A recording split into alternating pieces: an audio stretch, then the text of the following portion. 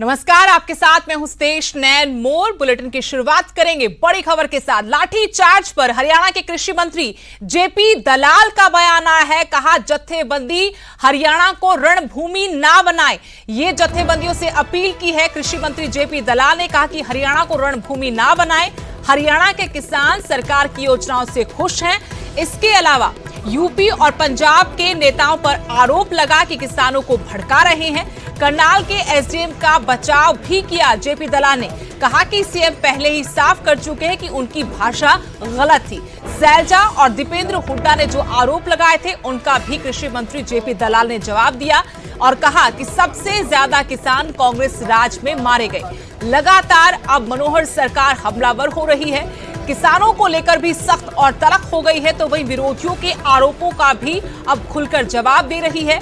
जो करनाल में लाठीचार्ज हुआ था किसानों पर, अब उस पर कृषि मंत्री जेपी दलाल ने जत्थेबंदियों से अपील करते हुए कहा है कि हरियाणा को रणभूमि ना बनाया जाए। हरियाणा के किसान सरकार की योजनाओं से खुश हैं। इसके अलावा उन्होंने ये भी आरोप लगाया कि यूपी और पंजाब के किसान जो नेता हैं वो किसानों को भड़का रहे हैं।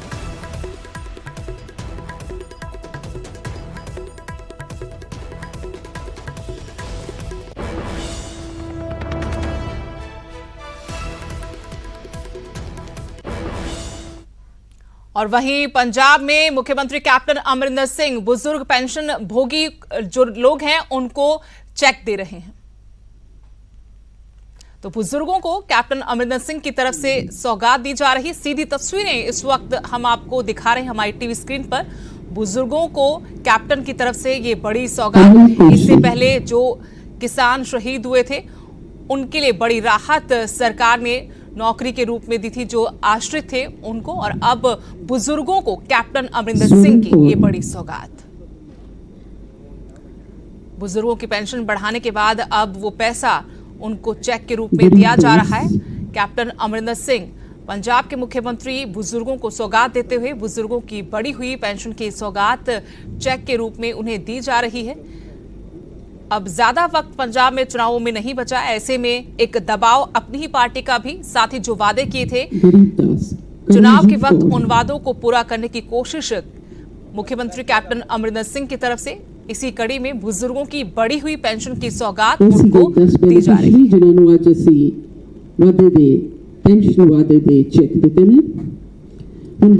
बुजुर्गों को बढ़ी हुई पेंशन की सौगात दी जा रही है। पंजाब सरकार की तरफ से खुद मुख्यमंत्री मौजूद हैं, वित्त मंत्री उनके साथ।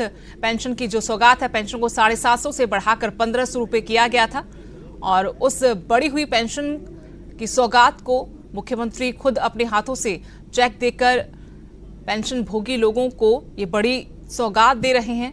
चुनावी साल है पंजाब में, उसको लेकर तमाम तरीके से जो वादे हो रहे थे, किए जा रहे थे, इस बीच में मनप्रीत सिंह जी बादल, अरुणा जी जिन्होंने महकमे का फंक्शन आज कर रहे हैं, रजिया जी,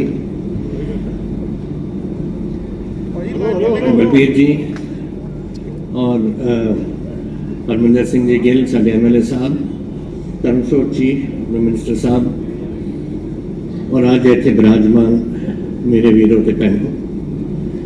आज पहला तो याद करो वो इन कुछ साल पहला जब एक वाकयात होया सी पंजाब च और साढ़े एक मुख्यमंत्री का कतल किया गया सी। अज वो दिन है और आप 2 मिनट जरा खड़े होके उन्होंने याद विच आप अपने मन के विच उन्होंने तो देखी।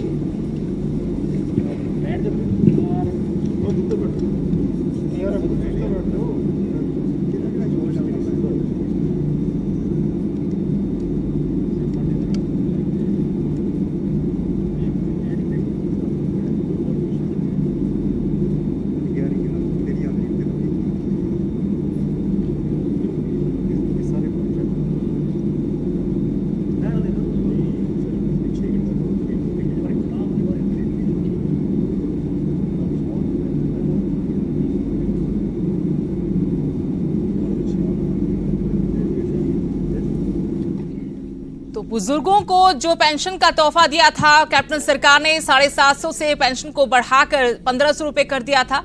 वो मुख्यमंत्री की तरफ से अब सौगात दी जा रही है और उसी के तहत कार्यक्रम में कुर्बानी देती है और शांति आती है ताही सूबा तरक्की करता है। और इस मैं खुशी का मौका कहना जो अपने गरीब वीर भैनों आप कुछ दे सके हैं किनका सही, लेकिन कुछ सहारा तो उन्होंने इसका मिलता है। और ये साडे फाइनेंस मिनिस्टर साहब मनप्रीत जी बादल जिन्होंने हिम्मत की थी और पैसों का प्रबंध किया ताकि साडे अरुणा जी अपने महकमे के राही आ प्रोग्राम रख सके और थोनों सारिਆਂ ਨੂੰ पूरे पंजाब ਦੇ ਵਿੱਚ ਅਸੀਂ आ कुछ दे सकते हैं। ਜਦੋਂ ਸਰਕਾਰਾਂ ਆਉਂਦੀਆਂ ਨੇ तो अपने लोगों नाल पंजाब के सामने एक प्रोग्राम देंदियां ने, वो प्रोग्राम ਨੂੰ मैनीफेस्टो ਅਸੀਂ ਕਹਿੰਦੇ हैं। वो वादे कि आ साडे वादे ने कि जब सरकार आऊगी असी 1 2 3 4 जो भी है असी पूरा करके देवांगे। और ये देख के फिर जी अपनी जनता है चाहे किसी सूबे की हो अपने वास्ते पंजाब की फिर वो वोटा पा के दसते हैं कि किहड़ी पार्टी का प्रोग्राम इन्होंने पसंद आया है। और मैनू खुशी है ये कहते ये बावजूद कि तुसी अखबारों कुछ पढ़ते रहने हो कि असी 547 साडे प्रोग्राम दे विच असी प्रोग्राम रखे से अपने मैनीफेस्टो दे विच। इन्हां दे विचों 533 रह गए से क्योंकि 14 प्रोग्राम GST आ गई, वैट खत्म हो गई और वैट के नाल संबंधित सी तो वो उन्होंने छड्ड दिओ ते बाकी रह गए 533। उन्हां चों 442 जो वादे से असी पूरे कर दिते, ये है 99%। और बाकी जिहड़े रहिंदे ने हुण 81 वो चल रहे हैं।